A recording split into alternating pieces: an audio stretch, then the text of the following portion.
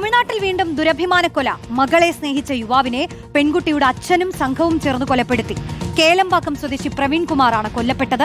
4 പേർ പോലീസ് പിടിയിലാണ്. സായ്കുമാർ ചേരുന്നു. സായ്കുമാർ, എന്താണ് ഈ കേസിന്റെ വിശദാംശങ്ങൾ?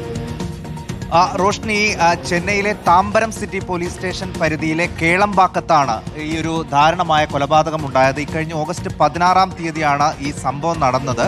അന്ന് ഈ പ്രവീൺ കുമാർ എന്ന് പറയുന്ന ഒരു 23-കാരനാണ് ഇത്തരത്തിൽ കൊല ചെയ്യപ്പെട്ടത്. പ്രവീൺ കുമാർ ഒരു പെൺകുട്ടിയുമായി കഴിഞ്ഞ 3 വർഷമായി സ്നേഹത്തിലായിരുന്നു. ആ പെൺകുട്ടിയുടെ അച്ഛനും അത് നിയോഗിച്ച 4 ഗുണ്ടകളും ചേർന്നാണ് ഈ യുവാവിനെ അരുംകൊല ചെയ്തത് എന്നുള്ള ഞെട്ടിപ്പിക്കുന്ന വിവരങ്ങളാണ് ഇപ്പോൾ പുറത്തു വരുന്നത്. 2026 ഓഗസ്റ്റ് 16-ന് വീടിന് സമീപം ഫോണിൽ സംസാരിച്ച് നിൽക്കുകയായിരുന്ന പ്രവീണിനെ അക്രമി സംഘം മാരകമായി വെട്ടിപ്പരിക്കേൽപ്പിക്കുകയായിരുന്നു.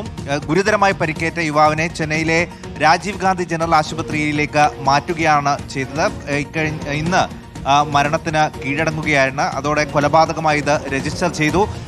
എന്തായാലും ഇപ്പോൾ 4 പേരെ, ഈ പെൺകുട്ടിയുടെ പിതാവടക്കം 4 പേരെ കസ്റ്റഡിയിൽ എടുത്തിട്ടുണ്ട്.